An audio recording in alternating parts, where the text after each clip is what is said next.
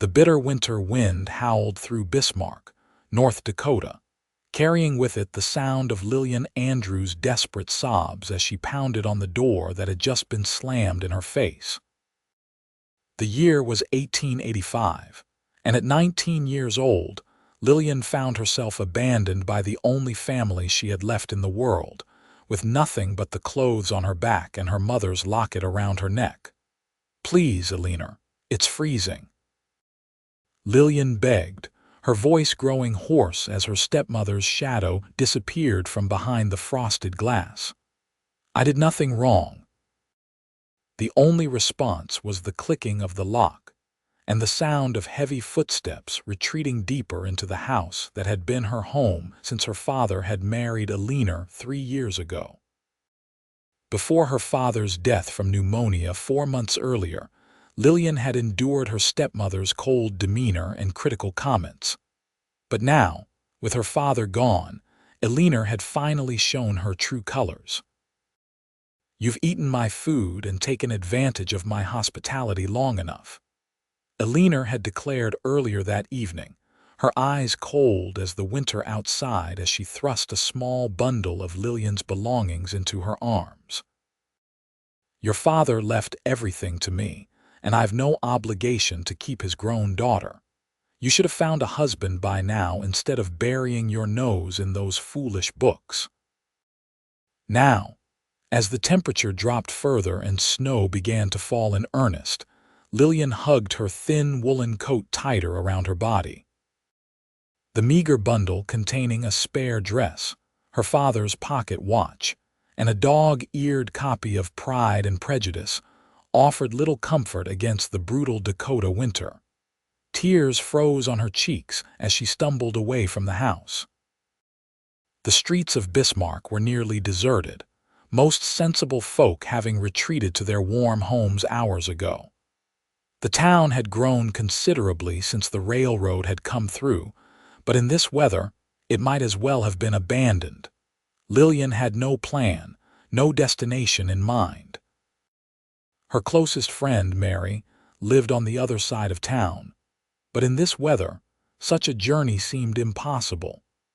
Instead, she found herself trudging toward the church, hoping that perhaps Pastor Williams might offer her sanctuary for the night. The snow was falling harder now, accumulating quickly on the ground. Lillian's shoes, more suitable for indoor wear than a winter storm, were soaked through, her feet numb with cold. The wind cut through her coat like it wasn't even there, and her fingers had long since lost feeling. "Just keep moving," she whispered to herself, her words carried away by the howling wind. But each step became more difficult than the last, her legs growing heavy, her mind foggy.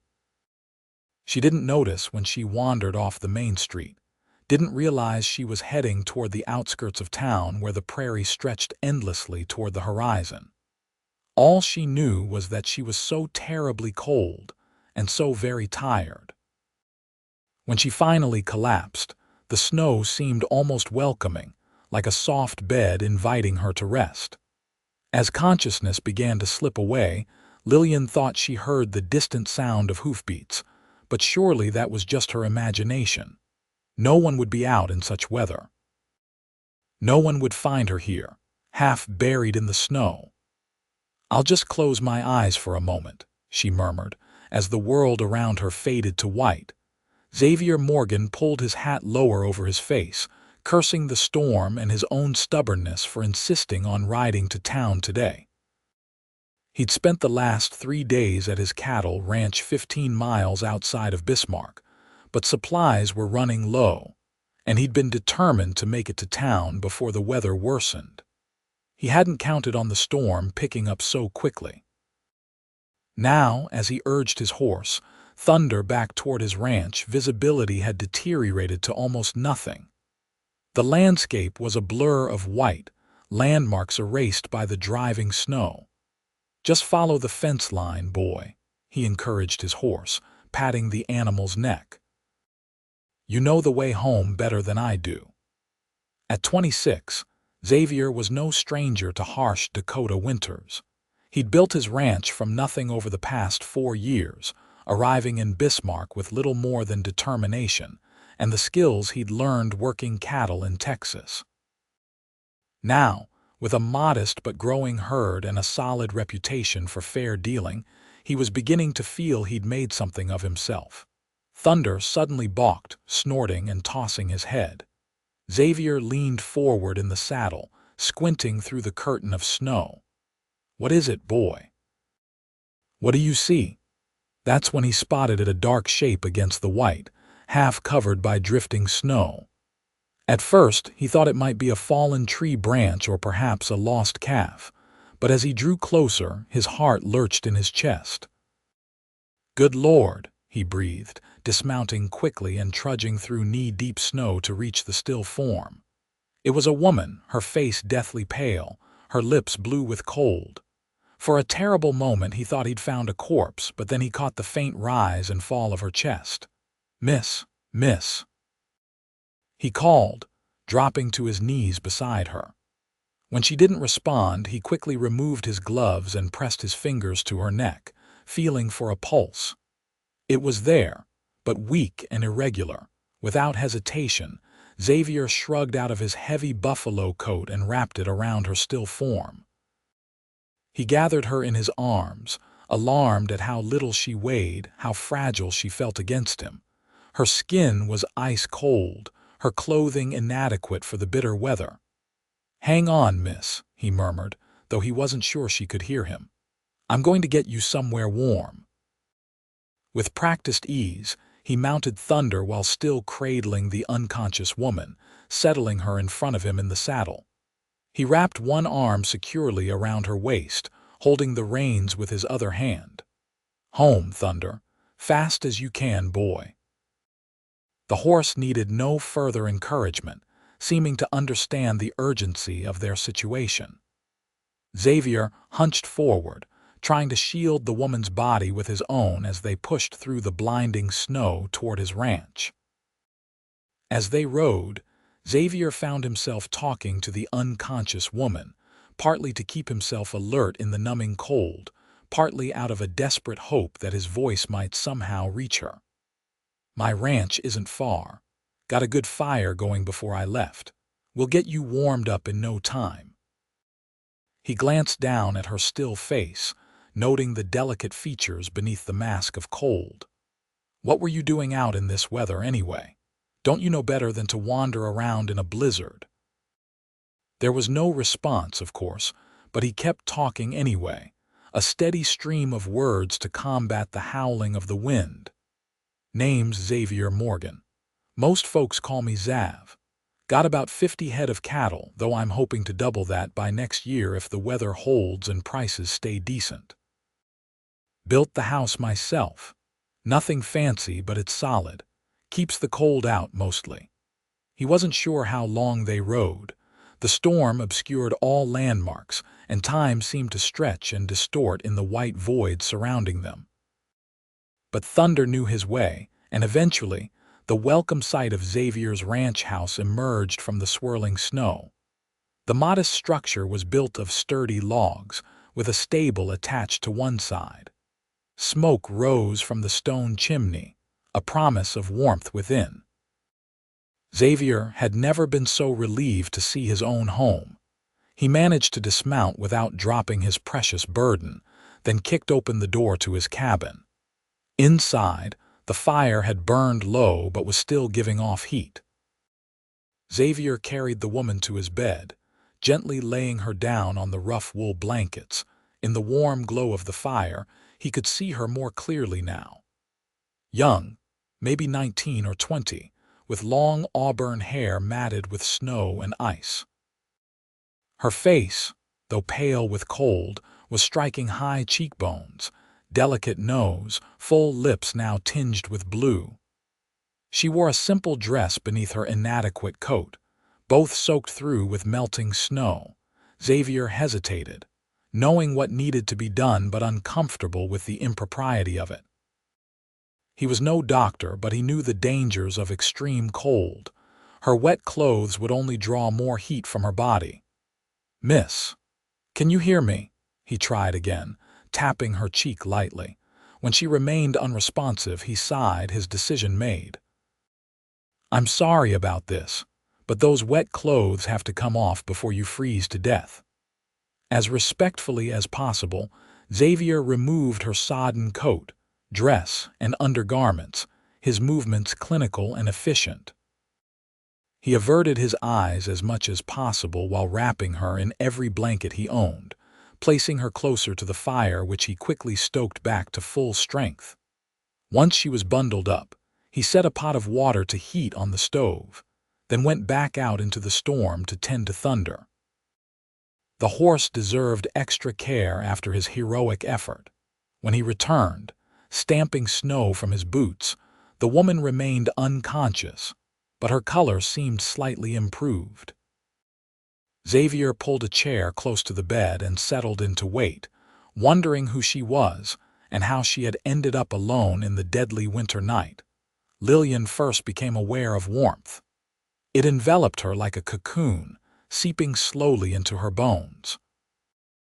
Then came the pain, a burning, tingling sensation in her fingers and toes that gradually spread through her limbs. She moaned softly, the sound strange and distant to her own ears. "You're awake." The voice was deep, unfamiliar, and decidedly male. Her eyes flew open, then immediately squeezed shut against the sudden brightness. Slowly, cautiously, she opened them again, blinking to adjust to the light of a nearby oil lamp. A man sat in a wooden chair beside the bed where she lay. Tall and broad-shouldered, with dark hair that curled slightly at the ends and a strong, clean-shaven jaw. His eyes, a striking shade of green, watched her with concern. Panic surged through Lillian as she realized she was in a strange place with a man she didn't know. She tried to sit up, only to discover she was wrapped tightly in multiple blankets and wearing nothing underneath them. The realization sent heat flooding to her face. "Where am I? Who are you?" Her voice emerged as little more than a croak. "Easy now," the man said, raising his hands in a placating gesture. "You're safe. My name is Xavier Morgan. I found you collapsed in the snow outside town, brought you to my ranch. You were half frozen." Memory came rushing back, Alina throwing her out, the bitter cold, the endless white. Lillian shuddered, drawing the blankets tighter around herself. "My clothes," she whispered, mortification coloring her cheeks. Xavier had the grace to look uncomfortable. "They were soaked through. You would have died of cold if I'd left them on you." He cleared his throat. "I was as respectful as I could be, miss. They're drying by the fire now." Lillian believed him, though the situation was still shocking. She'd never been so vulnerable before a man in her life. "Thank you," she managed, recognizing that despite the impropriety, he had saved her life. "I'm Lillian Andrews." Xavier nodded, then rose to his feet. "Miss Andrews, can I offer you some hot coffee or perhaps broth? You need to warm from the inside too. Broth would be appreciated, thank you." She watched as he moved to the stove, noticing the easy grace with which he navigated the small cabin. It was a simple space, one main room with a stone fireplace, a small kitchen area, a table with 2 chairs, and the bed where she now lay. Clean and orderly, if sparsely furnished. While Xavier busied himself with the broth, Lillian took stock of her condition. Her fingers and toes throbbed painfully, but she could move them, which she knew was a good sign. Her head ached, and she felt weak, but she was alive, something that had seemed unlikely when she'd collapsed in the snow. "May I ask what you were doing out in such weather?" Xavier asked as he returned with a mug of steaming broth. Lillian accepted it gratefully, the warmth seeping into her cold, stiffened fingers. She hesitated, shame washing over her at having to explain her circumstances. "My stepmother threw me out," she finally said, her voice small. "My father died 4 months ago, and she decided she no longer wanted me in her house." Xavier's expression darkened. "She threw you out, in the middle of a blizzard. Lillian nodded, taking a sip of the broth to avoid meeting his eyes. The storm wasn't so bad when I first left, but it got worse quickly. That's... Xavier seemed to struggle for words. That's monstrous. She could have killed you. Perhaps that was the intention, Lillian said softly, surprised at her own candor with this stranger. She never liked me much. I think she only tolerated me because of my father. Xavier shook his head in disbelief. Do you have anywhere else to go? Family? Friends? I have a friend in town, Mary Wilson. Her family might take me in, at least temporarily. Lillian wasn't entirely sure of this. Mary's home was already crowded with her large family, but it was the only option she could think of. Well, you're not going anywhere until this storm passes, Xavier said firmly. And not until you're fully recovered. Those fingers and toes need time to heal. Lillian looked down at her hands, noticing for the first time how red and swollen they appeared.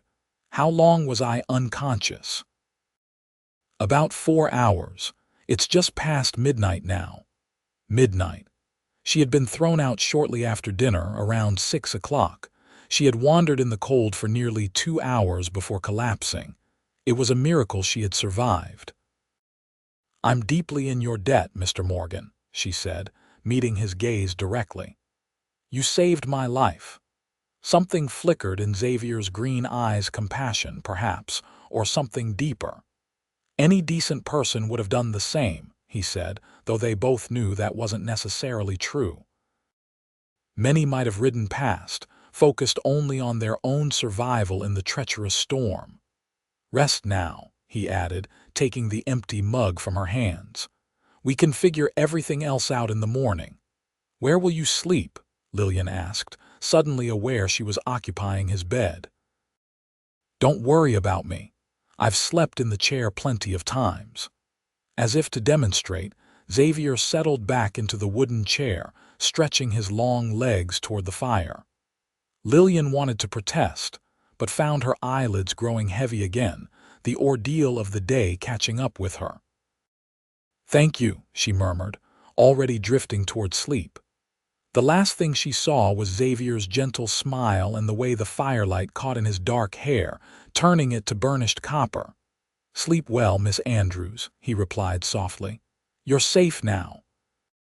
And for the first time since her father's death, Lillian believed it might be true. The storm raged for 3 days, keeping Xavier and Lillian confined to the small cabin.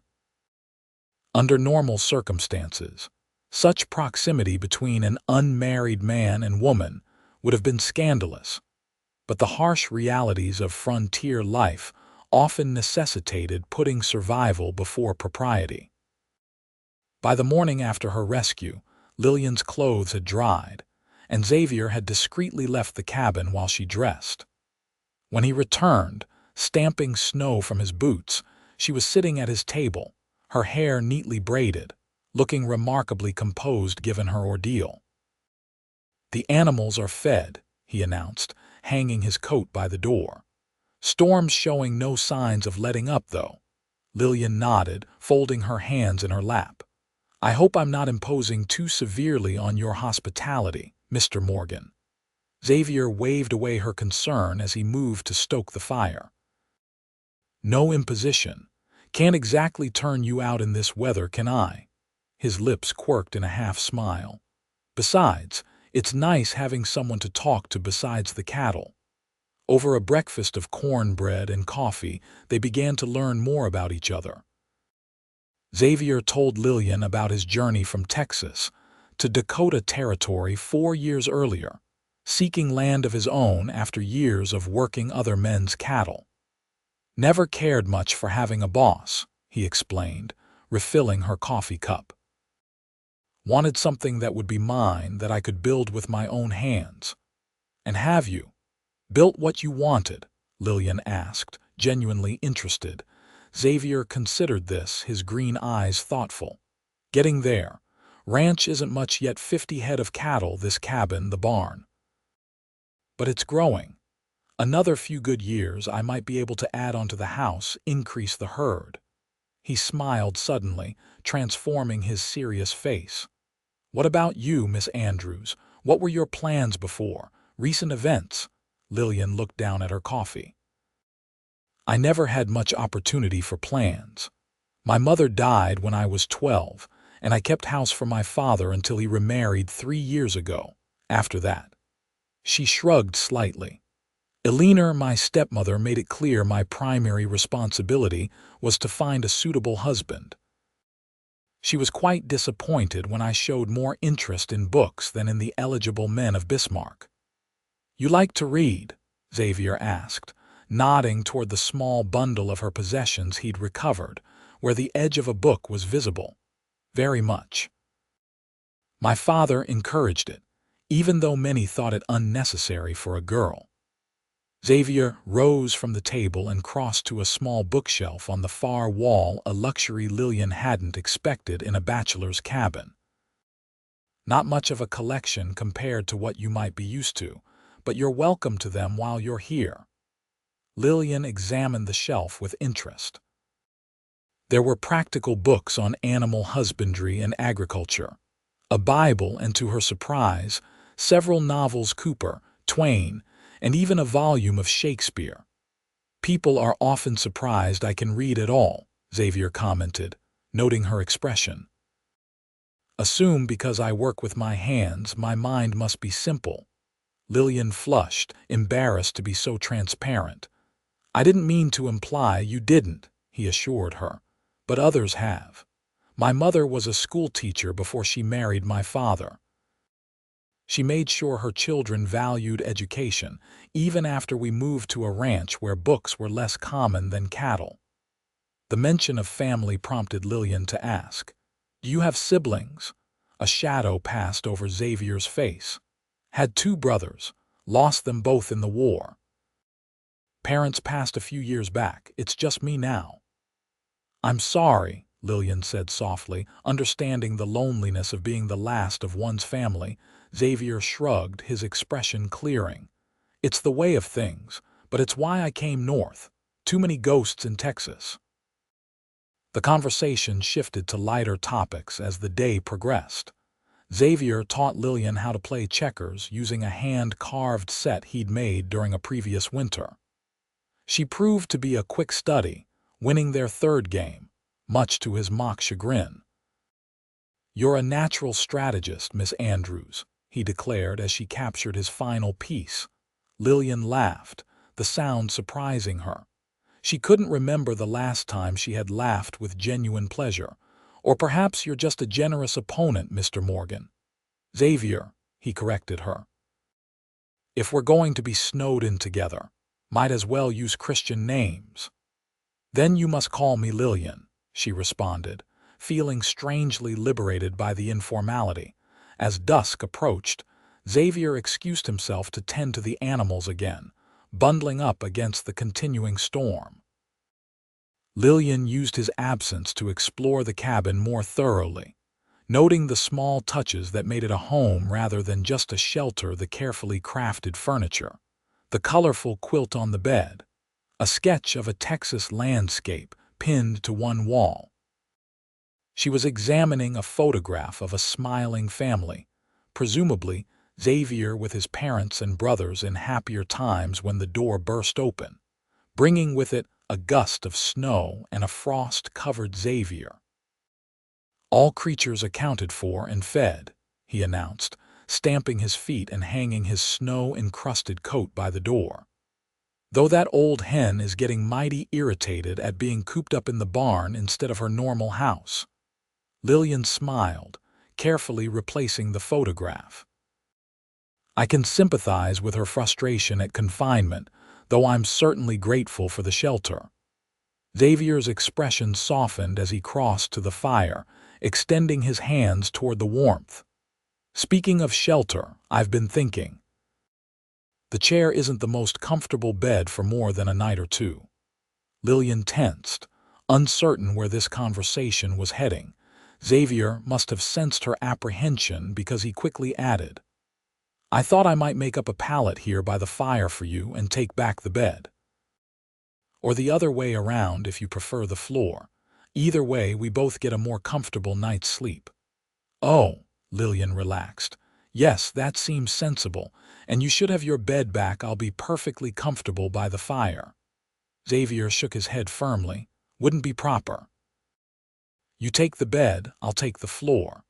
"But it's your home, and you're my guest," he interrupted.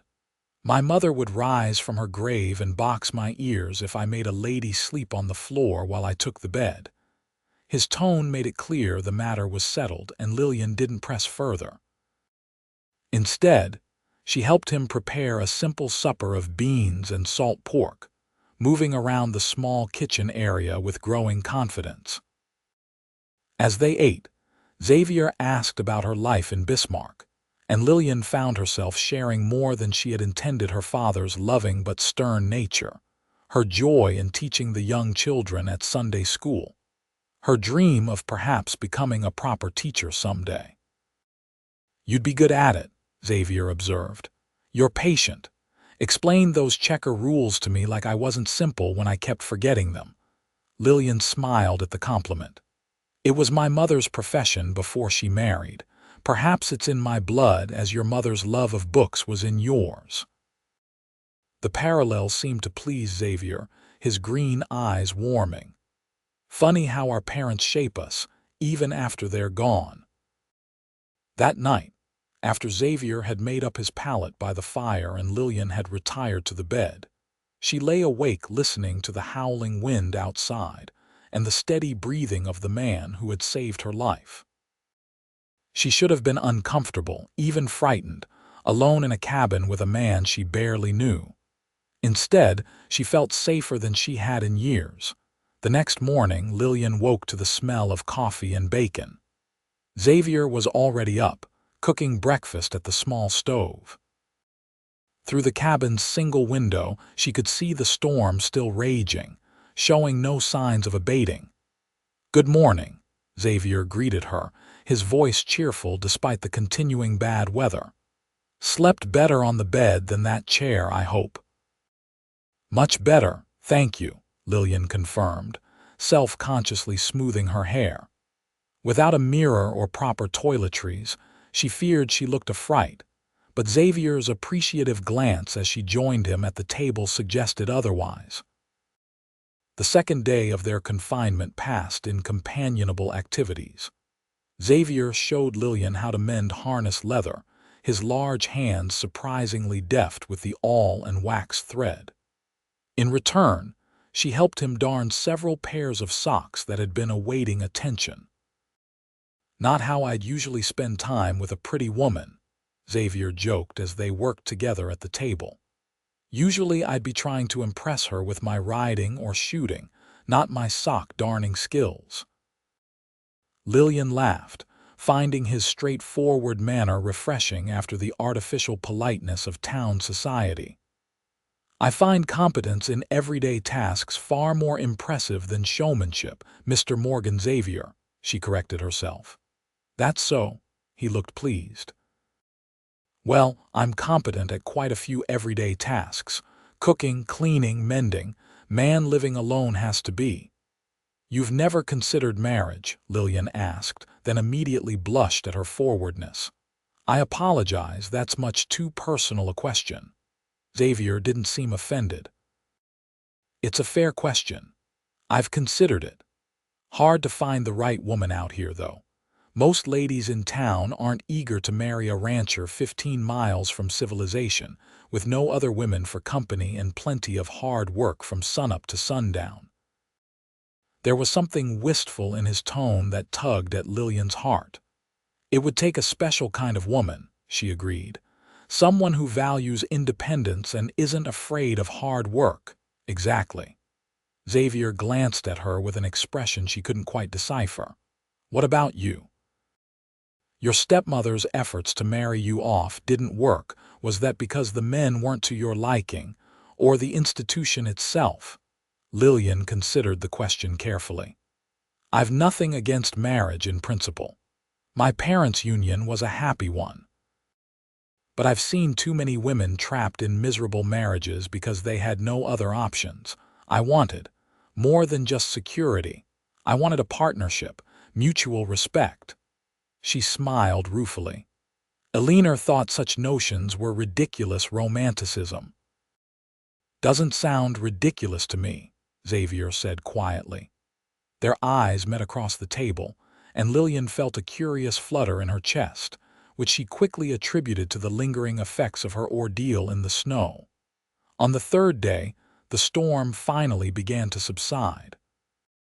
Xavier spent most of the morning outside, clearing paths to the barn and checking for damage to the outbuildings. When he returned, stomping snow from his boots, his expression was one of satisfaction. "Everything's intact. Storm's easing up. Roads should be passable by tomorrow or the day after." Lillian felt an unexpected twinge of disappointment at the news. The past 3 days, despite their unusual circumstances, had been peaceful, even pleasant. The thought of returning to Bismarck, of facing Eleanor and the uncertainties of her future, filled her with dread. "That's good news," she said nonetheless, forcing a smile. Xavier studied her face, his green eyes perceptive. "Is it? You don't look pleased." Lillian hesitated, then admitted, "I'm not sure what awaits me in Bismarck. My stepmother made it clear I'm not welcome in my former home. My friend Mary might be able to take me in temporarily, but her family's resources are already stretched thin."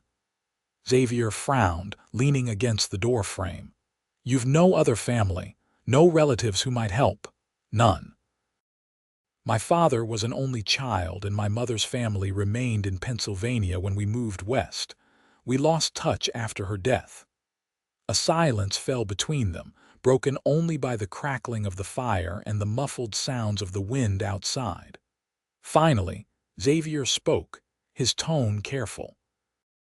"I have a proposition for you, Lillian. One that might solve your immediate problem, though I understand if you find it inappropriate." Lillian tensed, uncertain what to expect. "What sort of proposition?" Xavier ran a hand through his dark hair, a gesture she'd come to recognize as a sign of nervousness. "I need help around the ranch. Spring will be here before we know it, and there'll be calving, planting, 100 tasks that are easier with an extra pair of hands. And as you've seen, the place could use a woman's touch. Are you offering me employment?" Lillian asked, surprised. "Yes.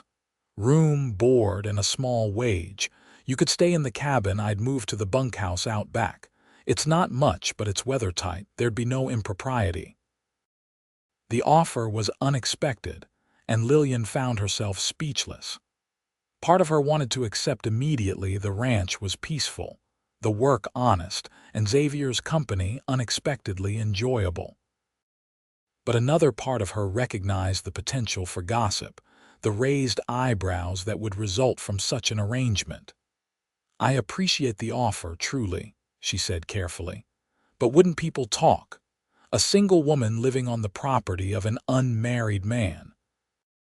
Xavier nodded, acknowledging her concern. "They might. Though if we're being honest, they'll talk regardless when they learn you spent 3 days alone with me during the storm. Reputations are fragile things out here." Lillian hadn't considered this aspect. He was right. Her reputation, already potentially compromised by her current situation, might not suffer much additional damage from accepting his offer. "I'd need to think about it," she said finally. "It's a generous proposition, but—" "Of course," Xavier agreed quickly. "No need to decide now. Think it over. Offer stands either way." The rest of the day passed with a new undercurrent of tension between them, both aware of the decision hanging in the air. Lillian found herself watching Xavier more closely, trying to determine if there was any hidden motive behind his offer. But his behavior remained respectful, his manner kind but never presumptuous. That evening, as they sat before the fire after supper, Xavier told stories of his cattle drives in Texas, painting vivid pictures of life on the trail that made Lillian laugh and gasp in turn. When he described the vast starlit skies of the open prairie, his voice took on a reverent quality that resonated with something deep in Lillian's soul. "That's why I chose ranching, despite all its hardships," he explained, his face illuminated by the dancing firelight. "There's a freedom to it, a connection to the land and the seasons that I never found elsewhere." "It sounds wonderful," Lillian said softly, "different from anything I've known." Xavier studied her thoughtfully. "You've spent your whole life in town, mostly. My father was a shopkeeper.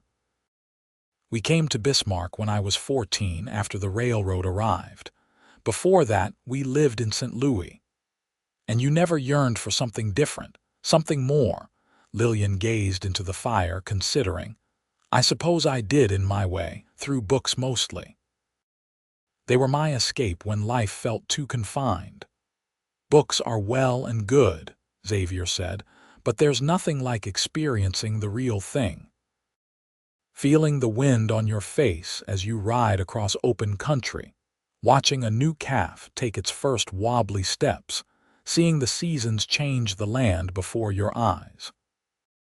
The passion in his voice was captivating, and Lillian found herself imagining such a life working alongside this man, learning the rhythms of the ranch, discovering capabilities she never knew she possessed. "Tell me honestly," she said suddenly, "why did you offer me a position here? Is it truly just because you need help?" Xavier met her gaze directly. "Partly. I do need help, that's no lie, but—" He hesitated, then continued with characteristic frankness. "I also enjoy your company. These past days, despite the circumstances, have been the least lonely I've felt in a long time. Selfish of me, perhaps." His honesty touched her. Not selfish. Human. They sat in companionable silence as the fire burned low. When Lillian finally retired to the bed, her mind was whirling with possibilities. By morning, she had made her decision. The road to Bismarck was still partially blocked by snowdrifts, but Xavier's sturdy wagon made steady progress, drawn by 2 strong draft horses. Lillian sat beside him on the seat, bundled in layers of clothing borrowed from Xavier, including a fur-lined coat that had belonged to his mother. "Suits you better than it did her," Xavier commented as they approached the outskirts of town. She was a small woman. Always complained this coat made her look like a grizzly bear. Lillian smiled, appreciating his attempt to lighten the mood. She was nervous about the confrontation to come, about explaining her decision to the few people in Bismarck who might care about her welfare. Their first stop was the sheriff's office. Sheriff Miller was a gruff but fair-minded man who had been friendly with Lillian's father. He listened in growing anger as Lillian explained how a leaner had thrown her out during the beginning of the blizzard. "That's criminal negligence, Miss Andrews," he said, his bushy eyebrows drawn together in a scowl.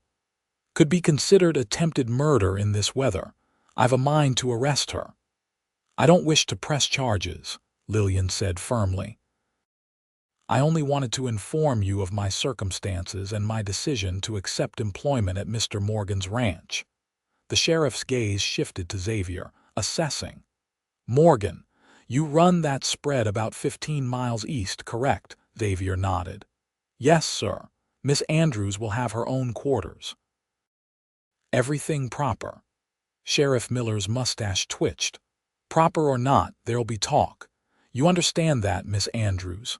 "I do," Lillian acknowledged. "But given the alternative of being homeless or dependent on charity, I believe it's the best option available to me." The sheriff seemed to accept this, though his expression remained concerned. "Very well. I'll keep an eye on things, and I'll have a word with your stepmother, make sure she understands she can't just toss people out to freeze." Their next stop was Mary Wilson's home, where Lillian was greeted with tears and embraces from her friend. "We've been so worried," Mary exclaimed, "when no one had seen you after the storm began. Father and the other men searched, but the weather was too severe." I was incredibly fortunate, Lillian said, squeezing Mary's hands. Mr. Morgan found me just in time. Mary eyed Xavier with open curiosity as Lillian explained her plans. To Lillian's relief, her friend didn't seem shocked or disapproving. It makes sense, Mary said after hearing her out. What other choice do you have? And Mr. Morgan has a good reputation in town. Honest in his dealings from what Father says. Xavier cleared his throat, looking slightly embarrassed at this assessment. Miss Andrews will be treated with the utmost respect, he assured Mary. You're welcome to visit any time to see for yourself. Mary smiled, a hint of mischief in her eyes. I'll hold you to that, Mr. Morgan. Their final stop was Aliner's house, Lillian's former home. She insisted on going alone, though Xavier waited vigilantly with the wagon just outside.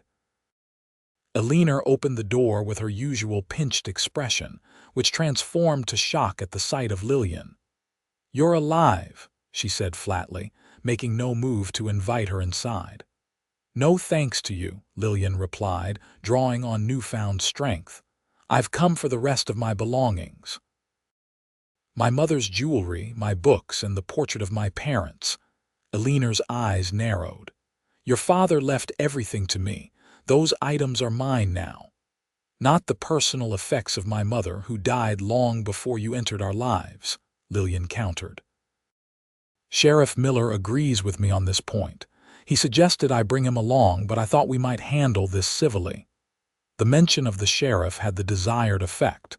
Aliner's face paled slightly and she stepped back. Wait here.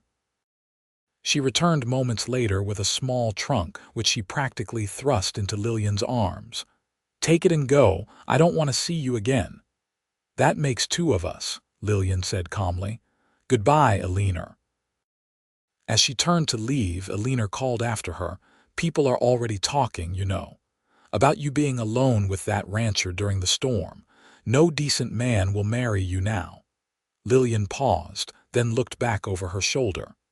I don't require a decent man to marry me.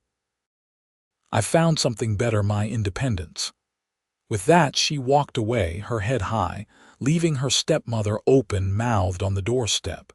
Xavier helped her load the trunk into the wagon, his expression concerned. Everything all right? Better than all right, Lillian assured him, feeling lighter than she had in months. I'm ready to leave Bismarck behind. As they drove out of town, Lillian didn't look back. The road ahead might be uncertain, but for the first time in her life, she was making her own choices, carving out her own path. The next week saw Lillian settling into life at the Morgan Ranch. True to his word, Xavier moved his belongings to the small bunkhouse behind the main cabin, insisting Lillian take the more comfortable dwelling. The arrangement was unconventional, but practical. She had charge of the cooking, cleaning, and henhouse, while Xavier managed the cattle, repairs, and heavier work. Winter slowly loosened its grip on the Dakota prairie, though cold snaps and occasional snowfalls continued through February. Lillian learned quickly, adapting to ranch life with a determination that seemed to both surprise and impress Xavier. He taught her to ride properly, not side saddle as she'd been instructed in town, but astride, practical for ranch work. Her first attempts were awkward and sore, but she persisted, taking silent pride in Xavier's approving nod when she finally managed to canter around the paddock without clinging desperately to the saddle horn. You're a natural, he declared, helping her dismount from the gentle mare he'd assigned to her. Another month you'll be ready for roundup. Roundup? Lillian asked, alarmed. Surely you don't expect me to? Xavier laughed, the sound warming her despite the chill air. Just teasing. Though you might enjoy watching from a distance. It's quite a sight. As February turned to March, bringing the first hints of spring, Lillian found herself watching Xavier when he wasn't aware the confident way he handled the horses, his patience with the pregnant cows as calving season approached, the quiet competence with which he managed the 1,000 tasks required to keep the ranch running. She noticed other things too, the way sunlight brought out auburn highlights in his dark hair, how his eyes crinkled at the corners when he smiled, the surprising gentleness of his large, work-roughened hands when treating an injured animal. These observations left her feeling confused and slightly guilty. Xavier was her employer, nothing more. The arrangement between them was practical, not romantic, and yet, increasingly, she found her thoughts wandering in directions that were decidedly impractical. Xavier, for his part, maintained a respectful distance, though she occasionally caught him looking at her with an expression she couldn't quite interpret. Their interactions remained friendly but proper, their conversations centering on ranch matters or safe topics like books and town gossip brought by occasional visitors. Mary was the most frequent caller, riding out from Bismarck whenever weather permitted. She brought news of town, including the satisfying information that Sheriff Miller had indeed confronted a leaner about her actions, resulting in the woman becoming something of a pariah in local society. "Serves her right," Mary declared during one visit as she and Lillian prepared dinner while Xavier was out checking the herd. "Though some folks are certainly talking about your situation here as well." Lillian continued kneading bread dough, unsurprised. "Let them talk. I'm earning my keep, honestly." Mary gave her a sidelong look. "That's not all they're speculating about. Half the town thinks you and Mr. Morgan will be announcing a wedding by summer." The dough received a particularly vigorous punch as Lillian absorbed this information. "That's ridiculous. Our arrangement is purely professional." "Is it?" Mary asked, her tone innocent as she chopped vegetables. "Because the way he looks at you when he thinks no one is watching suggests otherwise." "Mary," Lillian exclaimed, feeling heat rise to her face, "you're imagining things." Mary shrugged, unconvinced. "If you say so. Though I don't know why you're so opposed to the idea. Xavier Morgan is considered quite a catch, hard-working, honest, decent-looking." She grinned mischievously. "More than decent-looking, actually." "I'm not opposed to the idea," Lillian admitted before she could stop herself. "I mean, that's not what I meant." Mary's laughter cut her off. "Oh, Lillian, you're sweet on him, aren't you?" "Keep your voice down," Lillian hissed, though Xavier was nowhere near the cabin. "It doesn't matter how I feel. He offered me employment, not courtship. I won't complicate things by developing inappropriate feelings." Mary's expression softened. "There's nothing inappropriate about two unmarried adults developing an attachment, Lil. Especially not two who clearly respect each other as you two do." Lillian shook her head firmly, returning to her bread dough. "It's too soon. I've only known him a few months, and I'm only just beginning to stand on my own feet. I can't become dependent on another man so quickly, no matter how kind he might be." "Fair enough," Mary conceded. "But don't close your heart entirely. Not all men are like your father or your stepmother's sort. Some might actually want a partner, not just a dependent." The conversation lingered in Lillian's mind long after Mary had departed.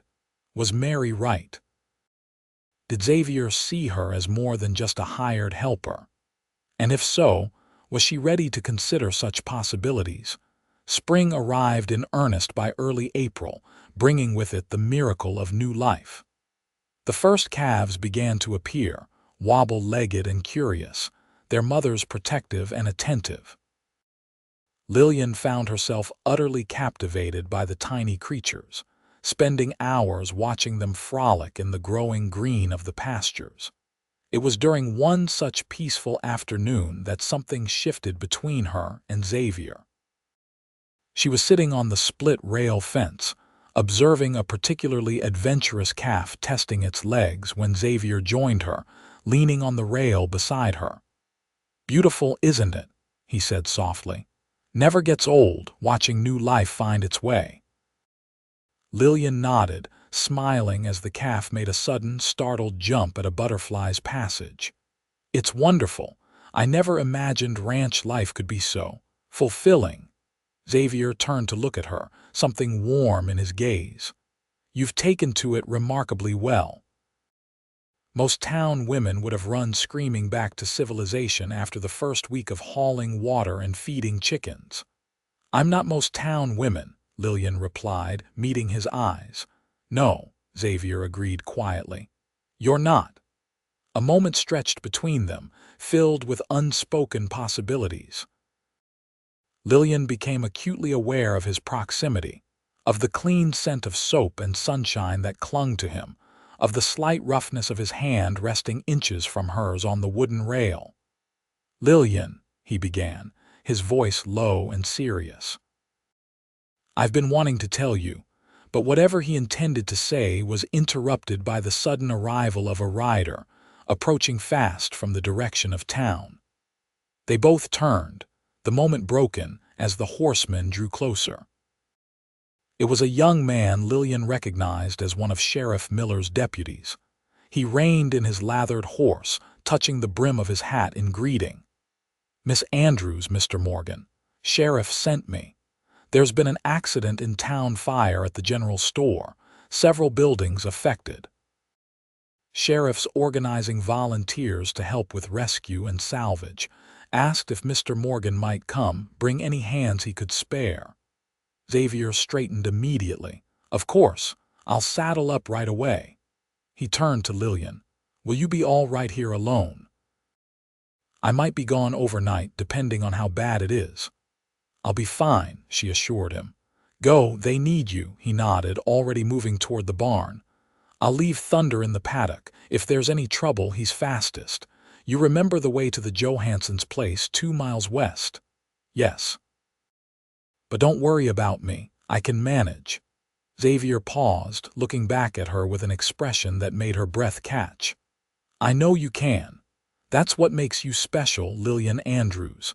Before she could respond, he was gone, striding purposefully toward the barn. Within 15 minutes, he and the deputy were riding hard for town, leaving Lillian with a curious mixture of pride at his confidence in her and disappointment at the interrupted conversation. Whatever he had been about to say would have to wait. The fire in Bismarck proved to be serious but not catastrophic. 3 businesses were completely destroyed, including the general store where it had started, but quick action by townspeople had prevented the flames from spreading to residential areas. Xavier returned late the following day, tired and smoke-stained but unhurt. Lillian had a hot meal waiting and bathwater heating on the stove. She tried not to show how relieved she was to see him, maintaining a practical demeanor as she served him stew and fresh bread. "Everyone all right in town?" she asked, pouring him coffee. Xavier nodded, fatigue evident in his slumped shoulders. "No lives lost, thankfully. Some injuries, mostly minor burns and smoke inhalation. Henderson's lost everything in their store, though. Community's taking up a collection to help them rebuild." "We should contribute," Lillian said without hesitation. "Mr. Henderson was always kind to me after Mother died." Xavier smiled faintly, warmed by her generous spirit. "Already put our names down for lumber and labor when reconstruction begins." "Told them you'd likely organize the women to provide meals for the workers, too." "Of course," Lillian agreed, pleased he had anticipated her wishes so accurately. "How soon will they start rebuilding?" "Week or 2. Need to clear the debris first, order supplies." Xavier stifled a yawn. "Sorry. Been a long couple of days."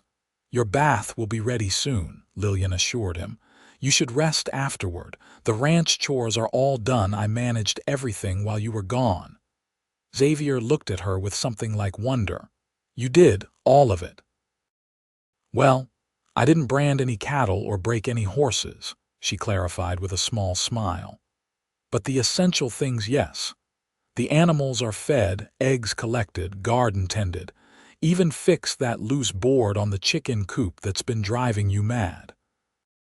"Lillian Andrews," Xavier said, shaking his head slowly, "you are a remarkable woman." The simple compliment warmed her more than it should have. "It's nothing special, just doing what needed doing." "That's exactly what makes it special." His green eyes held hers for a long moment before he looked away, clearing his throat. "Bath ready yet? I must smell like a campfire." The moment passed, but something had changed between them, a subtle shift that both recognized but neither acknowledged aloud.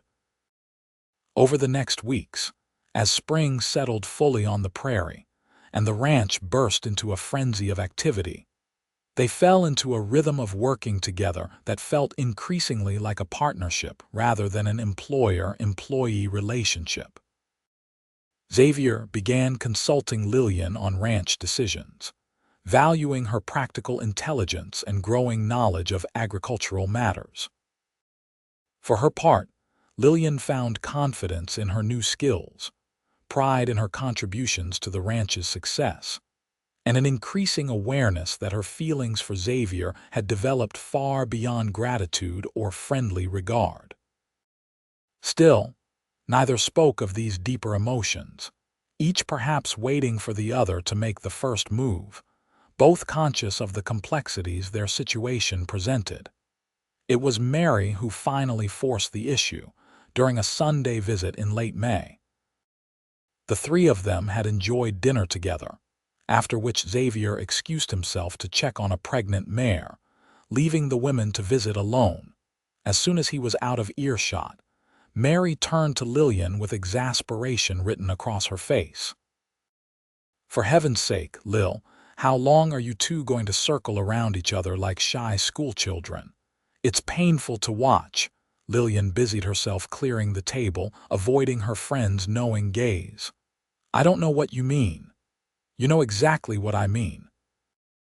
That man is head over heels for you and you for him, yet you both pretend it's nothing more than a business arrangement. It's ridiculous." Lillian set the plates down with more force than intended. "It's complicated, Mary." "It's only complicated because you're making it so," Mary insisted. "What are you afraid of?" The question struck home, forcing Lillian to confront her own hesitations. What was she afraid of?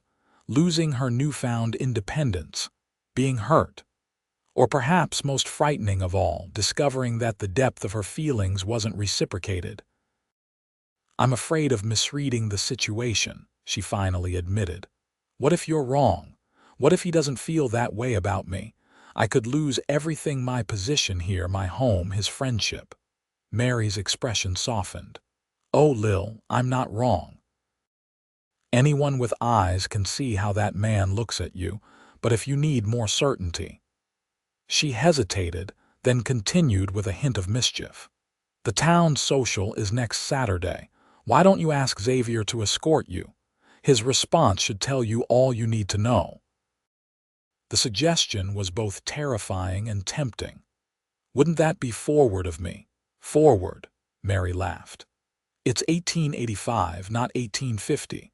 A woman can surely ask a man to accompany her to a town gathering without causing a scandal." By the time Xavier returned from the barn, Lillian had made up her mind. After Mary departed, she found him on the porch, watching the sunset paint the prairie in shades of gold and crimson. "Beautiful evening," she commented, joining him at the railing. Xavier nodded, a contentment in his features that hadn't been there when she first met him. "One of the things I love about this place. Sky goes on forever." Gathering her courage, Lillian broached the subject that had been on her mind. "Mary mentioned there's a town social next Saturday." Xavier acknowledged, still gazing at the horizon. "Annual spring dance, if I recall." "Yes, exactly." Lillian took a deep breath. "I was wondering if you might like to escort me." Xavier turned to her then, surprise evident in his expression. "You want to go to the social with me?" Lillian's confidence wavered at his reaction. "Unless you'd rather not." "I understand if—" "No," Xavier interrupted quickly. "I mean yes, I'd like to escort you, very much."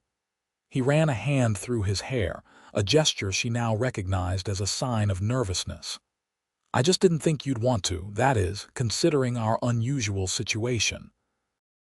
"Our situation doesn't need to prevent us from enjoying a community gathering," Lillian said carefully, uncertain how to interpret his flustered response. "And it would be nice to have an evening of music and conversation." Xavier's features relaxed into a smile that made her heart skip. "Then I'd be honored to escort you, Miss Andrews." The formality made her laugh. "I think after all this time, you can call me Lillian at a social dance, Mr. Morgan." His smile broadened. "And you must definitely call me Xavier, Lillian." The way he said her name, with a warmth that seemed to caress each syllable, sent a pleasant shiver through her. Perhaps Mary was right after all. The night of the social arrived clear and mild, perfect for the outdoor gathering in Bismarck's town square. Lillian wore her best dress, a blue cotton with white trim that she'd carefully altered to match the current fashion as best she could. Her hair was arranged in a simple but elegant style, with a few curls framing her face. When she emerged from the cabin, Xavier was waiting beside the wagon, dressed in his Sunday best clean black trousers, a white shirt, and a vest that emphasized the breadth of his shoulders. He'd trimmed his hair and beard, and the overall effect was striking enough to momentarily rob Lillian of words. Xavier seemed similarly affected, staring at her with undisguised admiration. "You look beautiful," he said simply. Lillian felt a blush warm her cheeks. "Thank you. You look very handsome yourself." The drive to town was filled with an anticipation that made ordinary conversation difficult. Lillian found herself hyper-aware of Xavier beside her on the wagon seat, of the occasional brush of his arm against hers when the wheels hit a rut in the road. The town square was transformed for the social, with lanterns strung between trees, tables laden with food and drink, and a platform where a small band of local musicians played lively tunes. Nearly everyone in Bismarck and the surrounding area seemed to be in attendance, creating a festive atmosphere that immediately lifted Lillian's spirits. As Xavier helped her down from the wagon, several people called greetings, including Sheriff Miller, who approached with a friendly nod. "Miss Andrews, Morgan, good to see you both." His eyes twinkled beneath bushy brows. "Heard the ranch is doing well this season." "Can't complain," Xavier replied. "New calves are strong, crops coming in nicely. And Miss Andrews has settled in well, I take it." There was a knowing quality to the sheriff's question that made Lillian suspect Mary wasn't the only one who had noticed the changing nature of her relationship with Xavier. "Very well," Xavier answered, with a glance at Lillian that sent warmth flooding through her. "Don't know how I managed without her, truth be told." The sheriff chuckled. "Thought as much. Well, enjoy the evening, you two." As the night progressed, Lillian found herself relaxing, enjoying the simple pleasure of socializing after months of relative isolation at the ranch. She and Xavier moved through the gathering together, stopping to chat with acquaintances, sampling the potluck offerings, listening to the music. When the band struck up a waltz, Xavier turned to her with a questioning look. "Would you care to dance, Lillian?" Her heart quickened at the prospect. "I'd love to, though I must warn you, it's been some time since I've had the opportunity to practice." "Makes two of us," Xavier admitted as he led her to the area cleared for dancing. "Never was much good at it to begin with." Despite their mutual disclaimers, they moved together with surprising grace. Xavier's hand at her waist was warm and steady, guiding her through the steps with more confidence than he'd claimed. Lillian found herself swept up in the music and the moment, acutely conscious of his proximity, of the occasional brush of his chest against hers as they turned. "You dance very well for someone who claims no practice," she teased, looking up to find his eyes already on her face. Good partner makes all the difference, he replied softly. The intensity of his gaze made her breath catch. For a moment, the crowd around them seemed to fade away, leaving only the two of them, moving together in the warm spring night. The spell was broken by a sharp voice nearby. "Well, isn't this cozy?" Lillian turned to see Alina standing at the edge of the dancing area, her mouth twisted in a contemptuous smile.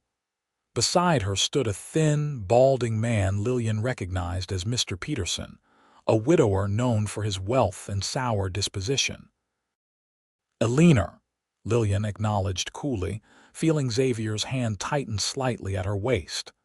"Living in sin seems to agree with you," Alina continued, loud enough for nearby dancers to hear. "Though I'm surprised you have the nerve to show your face in decent society." Lillian felt as though she'd been slapped. Before she could respond, Xavier stepped slightly forward, his expression hardening. "Madam, I suggest you reconsider your words very carefully. Miss Andrews is here as my guest and under my protection." Alina sniffed, unimpressed. "Protection?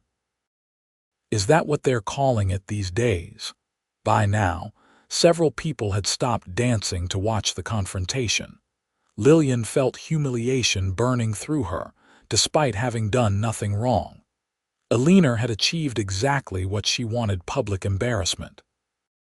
"If you'll excuse us," Xavier said stiffly, beginning to guide Lillian away.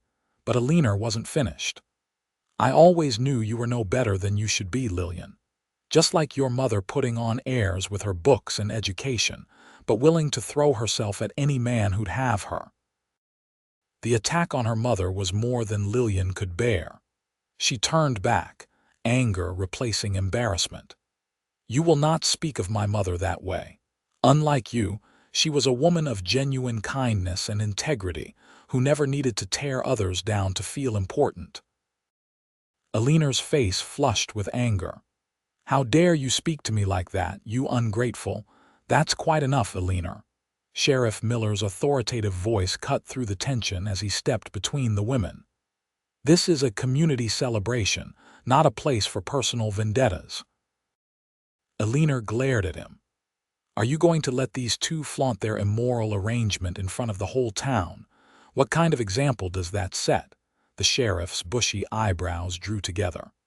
"Only immoral arrangement I see is throwing your stepdaughter out to freeze to death in a blizzard. Now, unless you want me to remind everyone present about that particular Christian act of yours, I suggest you move along and enjoy the music." Alina's mouth opened and closed several times, but finding no effective retort, she finally turned on her heel and stalked away, a confused-looking Mr. Peterson trailing behind her. "Thank you, Sheriff," Lillian said quietly, mortification still burning in her cheeks. Sheriff Miller's stern expression softened. "Pay her no mind, Miss Andrews. Most folks here know your character and Mr. Morgan's too well to give any credence to such talk." As the sheriff moved away, Xavier turned to Lillian, concern evident in his features. "I'm sorry about that. Perhaps coming tonight wasn't the best idea." "No," Lillian said firmly, despite her lingering embarrassment. "I won't let Alina drive me away from a community gathering. That would only give her more power." Xavier's expression warmed with admiration. "You're right, of course. Shall we continue our dance?" But the mood had been broken, the easy joy of the evening tarnished by Alina's venom. Though they rejoined the dancers, Lillian found herself acutely conscious of the glances and whispers directed their way. Not all were hostile. Mary gave her an encouraging smile from across the square, and several other acquaintances nodded respectfully, but the weight of public scrutiny was uncomfortable nonetheless. After another hour, during which they made polite conversation with various townspeople but avoided further dancing, Lillian touched Xavier's arm. "Would you mind terribly if we left a bit early?" Understanding immediately, Xavier nodded. "I'll get the wagon." The ride home began in silence, both lost in their own thoughts as the town lights receded behind them. The night was clear and cool, countless stars spread across the vast prairie sky. Despite the unpleasantness with Alina, Lillian found her spirits lifting as they drew closer to the ranch to home, as she had come to think of it. "I'm sorry about what happened," Xavier said finally, breaking the silence. "Alina had no right to speak to you that way." "It's not your fault," Lillian assured him. "Alina has always resented me, and by extension, my mother. I should have expected something like this." Xavier's hands tightened on the reins. "What she said about us, about our arrangement." Lillian tensed, uncertain where he was heading with this line of conversation. "People will always talk, Xavier. It doesn't matter." "Doesn't it?" He glanced at her, his expression difficult to read in the starlight. "Because it matters to me, Lillian. What people think about you matters to me." A cold weight settled in Lillian's stomach. Was he regretting their arrangement? Had Alina's public accusations made him reconsider the propriety of having an unmarried woman living on his property? "I understand," she said carefully, trying to keep the hurt from her voice. "If you feel our current situation is becoming problematic, I could look for a position in town. Perhaps Mrs. Johnson at the hotel might need help, or—" "What?" Xavier interrupted, sounding genuinely shocked. "No, Lillian, that's not what I meant at all." He pulled the wagon to a halt in the middle of the road, turning to face her fully. "I don't want you to leave. The exact opposite, in fact." Confused, Lillian searched his face in the dim light. "I don't understand." Xavier took a deep breath. "I've been trying to find the right moment, the right words. I'm not good at this sort of thing." He ran a hand through his hair in that now familiar gesture of nervousness. "What I'm trying to say badly is that I care for you, Lillian, more than as an employee or even a friend. I think I have since that first day, when you opened your eyes in my cabin and immediately tried to sit up despite being half frozen." Lillian's heart began to race as the meaning of his words sank in. "Xavier, please, let me finish before I lose my nerve," he said quickly. "I know our beginning was unusual. I know there's been talk, but none of that matters to me.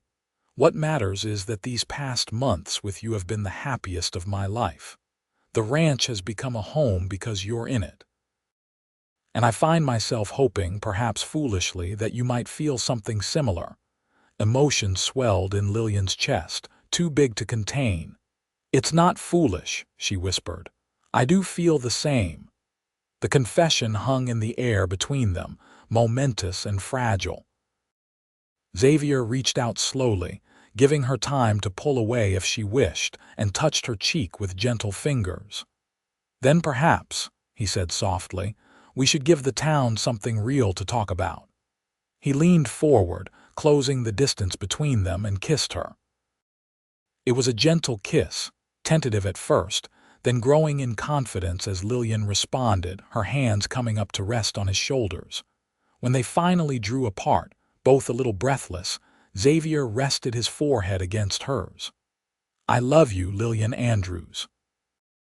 I think I have almost from the moment I found you in the snow. And if you'll have me, I'd like to court you properly, with an eye toward making our arrangement permanent in a way even Alina couldn't criticize." Joy bubbled up inside Lillian, bright and effervescent. "Are you proposing, Xavier Morgan?" He smiled, his eyes crinkling at the corners in the way she'd come to adore. "Not quite yet. I want to do that right with a ring on one knee, the whole business. This is more. Asking permission to ask, I suppose." Lillian laughed, feeling lighter than she had in years. "Permission granted, Mr. Morgan, though I should warn you my answer is likely to be yes." His smile broadened into a grin. "I'll keep that in mind." He kissed her once more, briefly but with a promise of more to come, then picked up the reins again. "We should get home before the horses fall asleep in the road." Home. The word had never sounded sweeter to Lillian's ears. The courtship of Xavier Morgan and Lillian Andrews became the talk of Bismarck over the following months, though this time the gossip was largely good-natured. Their story how he had rescued her during the blizzard, their unusual beginning, and their gradual journey from employer and employee to equals in love caught the romantic imagination of the community. Even Alina's attempts to continue spreading malicious rumors fell flat as people witnessed the obvious devotion between the couple. When Xavier formally proposed in July, presenting Lillian with his mother's ring during a picnic by the creek that ran through his property, there were few who didn't wish them well. The wedding took place in late September, when the harvest was in and the prairie wore its autumn colors. They chose to hold the ceremony at the ranch rather than in town, with Pastor Williams officiating beneath an arch of golden cottonwood branches Xavier had constructed for the occasion. Mary served as Lillian's maid of honor, while Sheriff Miller, who had become something of a father figure to the couple, gave the bride away. The entire community turned out for the celebration, bringing food, music, and good wishes.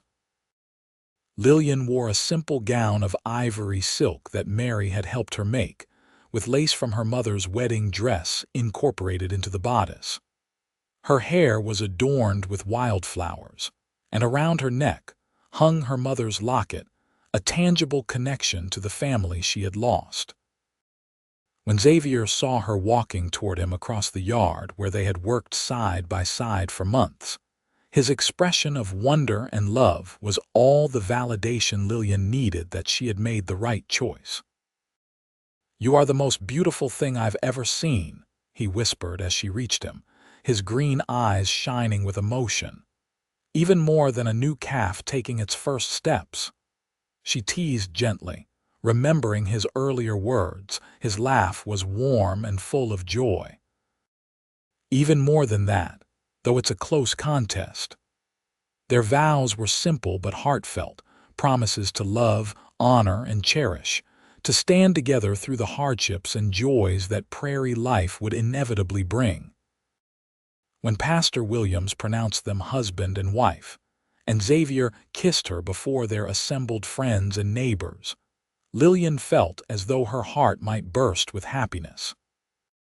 The celebration continued well into the evening, with dancing and feasting under lantern light as the prairie stars emerged overhead. Even Alina made a brief, stiff appearance, offering wooden congratulations before departing early, a gesture that, while far from warm, at least acknowledged the legitimacy of the union. Later, after the guests had departed and they were alone in the cabin that was now officially their shared home, Xavier took Lillian's hands in his. "Happy, Mrs. Morgan?" he asked, the new name making her smile. "Happier than I ever thought possible," she admitted, leaning into his embrace. "Though I'm still getting used to the idea that this is real, that you're my husband, that we'll build a life together here." Xavier's arms tightened around her. "Very real, though sometimes I still think I might wake up and find it was all a dream, that I never found you that night in the snow." Lillian shuddered at the thought. "Thank God you did." "Providence," Xavier agreed solemnly, "or fate, or just plain good luck. Whatever it was, I'm grateful for it every day." He brushed a strand of hair from her face, his touch reverent. "I love you, Lillian Morgan."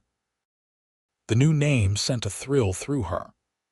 "And I love you, Xavier Morgan, more than I have words to express." As it turned out, words weren't necessary to express the depth of their feelings that night, or in the days and weeks that followed as they settled into married life. Their partnership, already strong from months of working side by side, deepened into something even more meaningful as they shared their dreams, fears, and hopes for the future. The ranch prospered under their joint care. Xavier's cattle operation expanded, while Lillian added a thriving vegetable garden and began experimenting with hardy fruit trees that might survive the Dakota climate. They worked hard but together, making decisions as equals, their different perspectives and skills complementing each other perfectly. Winter came again, but this time Lillian faced it without fear, secure in the warmth of her home and her husband's love. On the anniversary of the blizzard that had nearly taken her life, and instead had led her to Xavier, they sat before the fire in their cabin, drinking hot cider and reflecting on the remarkable year that had passed. If someone had told me then, as I was stumbling through the snow, that in a year's time I'd be happily married to the man who found me, I'd have thought them mad, Lillian mused, leaning against Xavier's shoulder. He pressed a kiss to her temple. Life has a way of surprising us. Speaking of which, he reached into his pocket and withdrew a small package wrapped in brown paper. I have something for you, an anniversary gift of sorts. Curious, Lillian unwrapped the package to find a small leather-bound book. Opening it, she discovered it was a journal, the pages blank except for an inscription on the first leaf, written in Xavier's careful hand, for Lillian Morgan, so that our story may be remembered in years to come. With all my love, Xavier. Tears sprang to Lillian's eyes as she traced the words with her finger. It's perfect, she whispered. Thank you. Xavier's arm tightened around her shoulders. I thought you might record our life here for ourselves, and perhaps someday for our children. The mention of children sent a flutter through Lillian's stomach, a flutter that, in recent weeks, she had begun to suspect might be more than just emotion. About that, she said slowly, setting the journal aside and taking Xavier's hand. I've been waiting for the right moment to tell you. I think we may need to prepare the nursery sooner rather than later. For a moment, Xavier looked confused, then understanding dawned in his eyes, followed by an expression of such joy and wonder that Lillian felt tears threatening again. You're sure? He asked, his voice hushed. Lillian nodded, smiling through her own emotion. Dr. Richards confirmed it yesterday when I was in town. We're going to have a baby, likely in early summer. Xavier gathered her into his arms with a whoop of delight that made her laugh. A baby, our baby. He placed a gentle hand on her still flat stomach, his expression softening into awe. Hello, little one. I'm your papa and I can't wait to meet you. The simple gesture, so full of love and anticipation, made Lillian's heart swell. This was what she had found in the Dakota Territory, not just survival or independence, but a true home, a partnership based on mutual respect and deep affection. And now, the promise of a family of their own. As snow fell softly outside, reminiscent of the storm that had brought them together, Lillian and Xavier remained by the fire, talking of the future, planning for the child who would join them, dreaming together as only those who have found their perfect match can do. Their beginning had been unusual, a desperate young woman thrown out in winter, a compassionate cowboy who found her frozen and brought her inside. But from that dramatic start had grown something beautiful and enduring, a love strong enough to weather any storm the frontier might bring. And as Lillian drifted to sleep that night in her husband's arms, she knew with absolute certainty that she was exactly where she was meant to be, home at last, in the heart of the wild Dakota prairie, and in the heart of the man who had saved her in more ways than one. The following summer, under a sky as vast and blue as possibility itself, Lillian gave birth to a healthy baby boy they named James, after Xavier's father. As she watched her husband cradle their son, his strong hands impossibly gentle with the tiny bundle, Lillian felt a completeness she had never imagined possible when a leaner had thrust her out into the winter cold 18 months earlier. He has your eyes, Xavier whispered, awestruck as the infant gazed up at him with solemn curiosity. Same beautiful shape, but your coloring, Lillian pointed out, touching the downy dark hair on their son's head. He'll be breaking hearts before we know it. Life on the Morgan Ranch continued to flourish as their family grew. 2 years after James came a daughter, Catherine, with her mother's auburn hair and her father's determined chin. The children thrived in the freedom of prairie life, learning early the value of hard work, the importance of family, and the beauty of the wild land that was their heritage. Through all the seasons that followed the harsh winters, the bountiful summers, the endless cycle of ranch life, Xavier and Lillian remained devoted to each other, partners in all things. Their love story, begun in the depths of a Dakota blizzard, became a cornerstone of local legend, a reminder that even in the harshest circumstances, warmth and love could be found. And sometimes, on quiet evenings when the children were asleep and the prairie wind sang around their sturdy home, Xavier would take Lillian's hand and whisper, "Thank God for that storm," and she would smile, knowing exactly what he meant. For without that terrible night, without Alina's cruelty, without the bitter cold that had nearly claimed her life, she might never have found the man who had warmed not just her freezing body, but her heart and soul as well. In the end, that was the truth they carried with them through all their years together on the wild Dakota frontier. Sometimes the coldest nights can lead to the warmest beginnings, and sometimes being lost is the only way to truly be found.